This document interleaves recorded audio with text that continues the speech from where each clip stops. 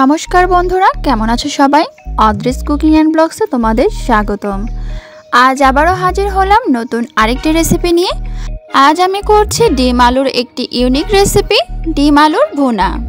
ডিম ও আলুর এই রেসিপিটি আসলে অনেক মজাদার ও লোভনীয়। তোমরা অবশ্যই ট্রাই করে দেখতে পারো। আশা করি সবার এই রেসিপিটি ভালো লাগবে। গরম ভাতের সাথে এরকম আলু ও ডিমের রেসিপিটি থাকলে একদম অনায়াসে এক প্লেট ভাত শেষ করে নেওয়া যায়। যদি বাসায় হুট করে অতিথি চলে আসে তাহলে ঝটপট এই ডিম আলুর রেসিপিটি করে ফেলতে পারেন। দেখবেন অতিথি একদম আঙ্গুল চেটে চেটে খাবে এবং আপনার প্রশংসাও করবে। তো চলুন বন্ধুরা, কথা না বাড়িয়ে দেখে নেওয়া যাক এই আলু ও ডিমের অসাধারণ এই রেসিপিটি করতে আমাদের কি করতে হবে। তো প্রথমে আমি একটি ফ্রাই প্যান নিয়ে নিয়েছি। এবার আমি আলু ও ডিমগুলোকে সেদ্ধ করে নেব। এর জন্য ডিম ও আলু আমি ভালো করে ধুয়ে পরিষ্কার করে নিয়েছি। এরপর এক এক করে আমি ফ্রাই প্যানে দিয়ে দিচ্ছি। এখানে পর্যাপ্ত পরিমাণে আমি জল নিয়ে নিয়েছি। এরপর এতে আমি ঢাকা দিয়ে দেব এবং তো এটা আমি 10 থেকে 15 মিনিটের মতো আমি হাই হিটে কুক করে নেব। তো এই জন্য আমি সামান্য পরিমাণে একটু লবণ দিয়ে দিচ্ছি। এটা আমি ভুলে গিয়েছিলাম, এটা নিলে সবথেকে ভালো হয়। যদি ফ্রিজ থেকে আমরা ডিমটা নিয়ে থাকি তাহলে সেই ডিমটা ভালো মতো সেদ্ধ হয়। তো দেখো আমার ডিমটা সেদ্ধ হয়ে গেছে। আমি এখানে ডিম ও আলু লবণ ও হলুদ দিয়ে মাখিয়ে নিয়েছি। তোমরা চাইলে এখানে মরিচের গুঁড়োটাও দিতে পারো। এরপর আমি একে একে ডিম আলুগুলো একটি ফ্রাই প্যানে সামান্য পরিমাণে সয়াবিন তেল দিয়ে দিয়েছি এবং এতে ভালো করে আমি ডিম আলুগুলো ভেজে নিচ্ছি।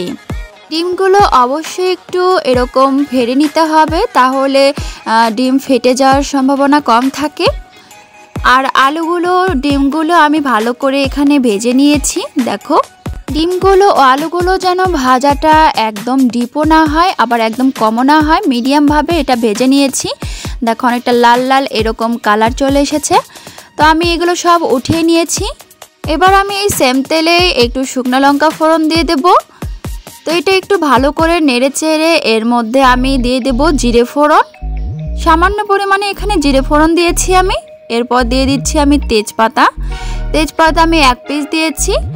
আর দিয়ে দিচ্ছি আমি শাহি এলাচ 2 পিস, লবঙ্গ ও 3-4 পিস দারচিনি। এরপর এতে আমি দিয়ে দিচ্ছি পেঁয়াজ কুচি 1/2 কাপ দিয়ে ভালো করে এটা আমি একটু ব্রাউন করে ভেজে নেব। তো এরপর যে আমি দিয়ে দিচ্ছি সামান্য পরিমাণে লবণটা দেওয়ার কারণ এটা পেঁয়াজটা একটু ভালো করে ভাজা হতে সাহায্য করে। এরপর একটু পেঁয়াজগুলো ভাজা হয়ে গেলে আমি দিয়েছি 1 টেবিল চামচ পরিমাণ রসুন বাটা। এরপর আমি দিয়ে দিচ্ছি 1 চা চামচ পরিমাণ পেঁয়াজ বাটা।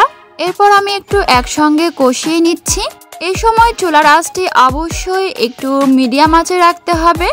বেশি আঁচ দিলে কিন্তু মশলাগুলো পুড়ে যাওয়ার সম্ভাবনা থাকে। যেহেতু আমি শুকনো মশলা দেব এই জন্য আমি দিয়ে দিচ্ছি সামান্য পরিমাণে জল।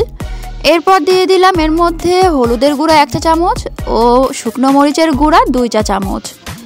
এরপর এটা ভালো করে মিক্সড করে দিলাম। এবার আমি 2 মিনিটের মতো এটা একটু ভালো করে কষিয়ে নেব। এরপর এর মধ্যে দিয়ে দিচ্ছি পরিমাণ মতো লবণ। এরপর দিয়ে দিচ্ছি আদা বাটা 1 চা চামচ।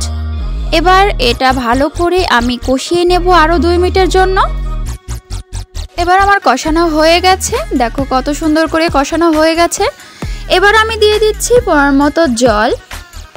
অবশ্যই তোমরা যে পরিমাণে ঝোলটা নেবে সে অনুযায়ী ঝোলটা দেবে। যেহেতু এটা বেশি একটা ঝোল হবে না সেই হিসেবে তোমাদের দিতে হবে। একটু শুকনো শুকনো হবে, বেশি একটা ঝোলও হবে না, বেশি কাড়াও হবে না। তো সেভাবে তোমরা ঝোলটা দিয়ে দেবে। এরপর আমি এখনই দিয়ে দিচ্ছি ডিম ও আলুগুলো। এ পর্যায়ে আমি চুলার হিটটা কিন্তু একদম হাই ফ্লেমে রেখেছি। তোমরা চাইলে মিডিয়াম ফ্লেমে রেখে এটা কুক করতে পারো, সবথেকে ভালো হয় এটা হাই ফ্লেমে রান্না করা। তো এবার আমি ঢাকা দিয়ে দিচ্ছি। এরপর আমি 5 থেকে 10 মিনিটের মতো এটা কুক করে নিয়েছি। এবার আমি একটু কষিয়ে নিচ্ছি, যেহেতু আমার ঝোলটা একদম পারফেক্টভাবে হয় নাই। তো আমি এখানে আরও 10 মিনিটের জন্য আমি হাই ফ্লেমে ঢাকা দিয়ে কুক করে নেব। তো আমি ঢাকা দিয়ে দিচ্ছি।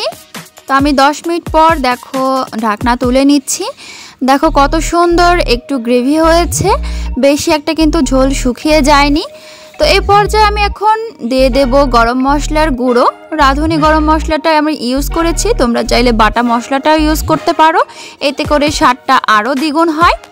তো এই পর্যায়ে আমি একটু লবণটা চেখে নিচ্ছি। আমার এখানে লবণ আর একটু পরিমাণ লাগবে, অবশ্যই কিন্তু তোমাদের স্বাদ অনুযায়ী লবণটা চেক করে নেবে, কারণ সবার লবণের পরিমাণ খাবার লবণটা একদম একরকম হয় না। তো আমার রান্নাটা এখন কমপ্লিট, এবার আমি এটা নামিয়ে নিচ্ছি এবং দেখিয়ে দিচ্ছি কেমন হয়েছে। তো দেখো বন্ধুরা, আমি নামিয়ে নিয়েছি, কত সুন্দর কালার এসেছে তোমরা দেখেই বুঝতে পারছো, আর কতটা লোভনীয় হয়েছে। তো বন্ধুরা, তোমরা অনায়াসে বাড়িতে করে ফেলতে পারো এরকম ঝটজলদি একদম ডিমের ও আলুর এই ইউনিক রেসিপিটি। এই রেসিপিটি ট্রাই করতে পারো সাদা ভাত, পোলাও ও ডাল ভাত যখন করবে তখন এই রেসিপিটাও একদম জমে যায়, আর রুটির সাথেও এই রেসিপিটি একদম অনায়াসে তোমরা নিতে পারবে। তো বন্ধুরা, এই রেসিপিটি তোমাদের কেমন লাগলো অবশ্যই কমেন্ট করে জানিও, আর অবশ্যই বেশি বেশি লাইক অ্যান্ড কমেন্ট এবং শেয়ার করে দিতে ভুলো না। যারা প্রথম আমার এই রেসিপিটি তোমরা দেখছো তারা অবশ্যই সাবস্ক্রাইব করে আমার পাশে থেকো, আর নতুন নতুন ভিডিও এর আপডেট পেতে আমাদের পাশে থাকা বেল আইকনটি অবশ্যই ক্লিক করে রাখো। ধন্যবাদ সবাইকে।